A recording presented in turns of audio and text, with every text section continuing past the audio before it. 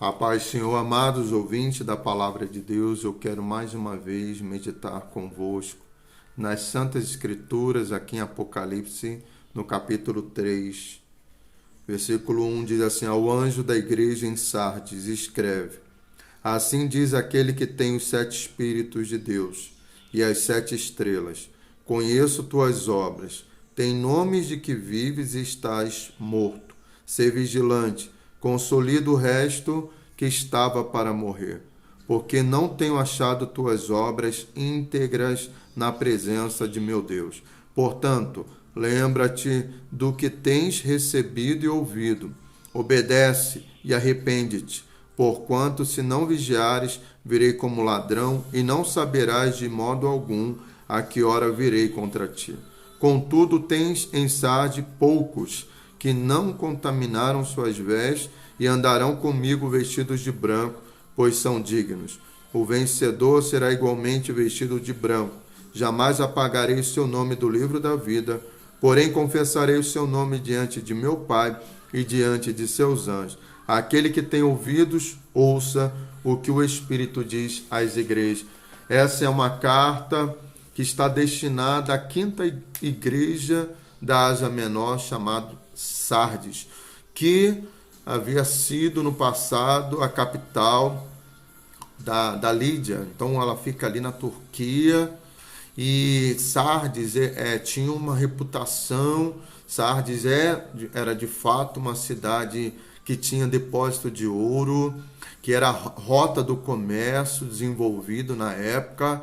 Sardes também, ali havia uma indústria que produzia a lã e que também de tinturaria, ou seja, que pintava, tingia tecidos naquela época.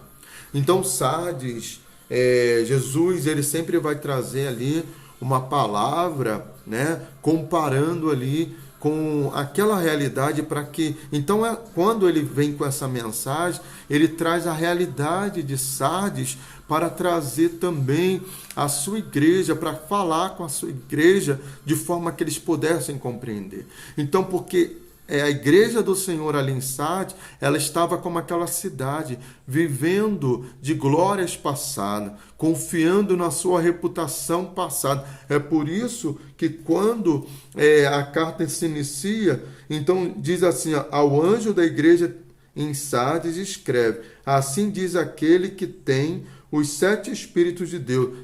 Não que Deus tenha 7 Espíritos, tá? Quando a gente vai lá isso fala da plenitude do Espírito Santo.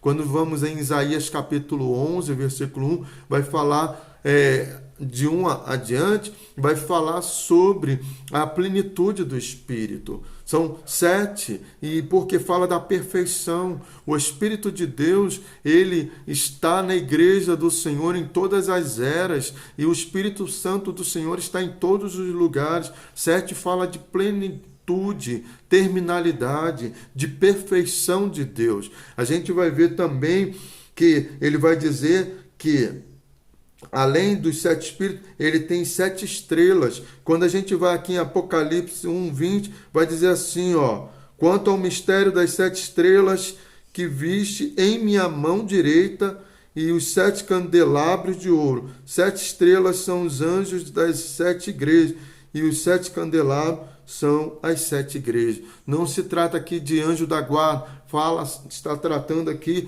dos anjos, homens constituídos nessa igreja, chamados pastores, para apacentar e cuidar esta ovelha. E quando a gente pensa num pastor, é aquele que cuida da ovelha para que o lobo, o devorador, não venha exterminar, destruir, porque a ovelha é uma presa de predadores espirituais que estavam ali naquele tempo, permeando, né, difundindo heresias, né? E aí era necessário que esses pastores estivessem de posse da palavra de Deus. O grande problema é que muitos abandonaram as Santas Escrituras, e começaram a se apoiar em si mesmo. E isso me reporta, tá?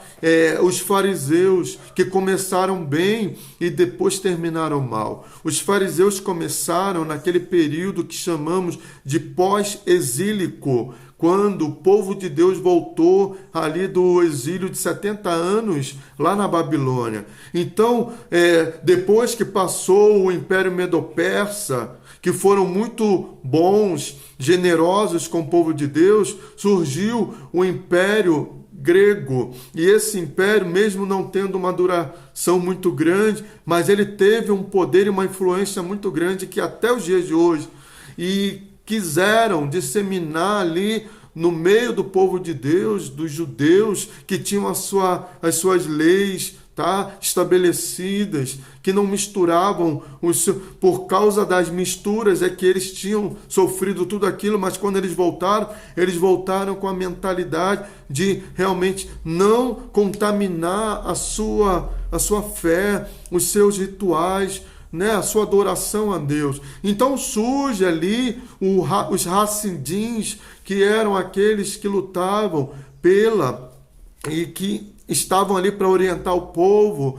para que eles pudessem permanecer na fé pura, na palavra e na lei que Deus estabelecera através de Moisés. E é esse mesmo povo, esse mesmo grupo que originou-se os fariseus do tempo de Jesus. Porém, os fariseus criaram preceitos, começaram a viver de hipocrisia, querendo ser a reputação aos homens, querendo fama, querendo glória. E Jesus vai realmente chamar a atenção deles, corrigi-los duramente, ali no capítulo 23 de Mateus. Quando eu olho para o capítulo 23 de Mateus, não tem como eu não olhar para Sardes, uma igreja que tinha fama de que estava viva, mas estava morta. Nós não podemos confundir religiosidade, ritualismo, que a gente vê ali também em Mateus 15, quando os fariseus estão ali criticando os discípulos de Jesus, porque eles não estavam lavando os utensílios, os copos, os pratos. E aí, porque estavam tão preocupados com a purificação, aquela purificação do exterior, e não estavam preocupados em se limpar por dentro, o coração, porque o que contaminava eles não era a questão dos rituais de purificação, mas conservar em seus corações o fermento dos fariseus que Jesus diz, porque é o fermento que contamina e leveda toda a massa, porque muitas vezes entramos nessa condição, vivemos do passado, ou seja, viemos para Jesus e quando nós viemos no primeiro amor, viemos confiando na palavra, na obra de Cristo, na justificação pela fé, viemos crendo que de fato nós não somos merecedores, viemos com sede e fome de Deus, apoiando-nos naquilo que Cristo fez, nas doutrinas que foram ali passadas de Cristo para os apóstolos, conforme a gente vê ali nos primórdios, ali quando havia transparência, né? Pureza na vida cristã, quando a gente vê logo nos seus inícios, no seu princípio, quando a gente vê a igreja primitiva perseverando, Atos 2, 42, na doutrina dos apóstolos, na comunhão, no partir do pão e nas orações. O tempo foi passando e aqui a gente vê que João é o último, é o remanescente. Os apóstolos haviam morrido, então haviam ali surgindo muitos lobos devoradores, tá? Que estavam querendo introduzir e já estavam introduzindo ali no meio da igreja do Senhor muitas doutrinas erradas, tá? Querendo assimilar as culturas, as doutrinas, as religiões pagãs e tantas outras coisas. E a gente vai ver que aqui em Sardes era uma igreja que tinha fama de que estava viva, mas que estava morta. Eram sepulcros caiados, que Jesus fala lá em Mateus 23.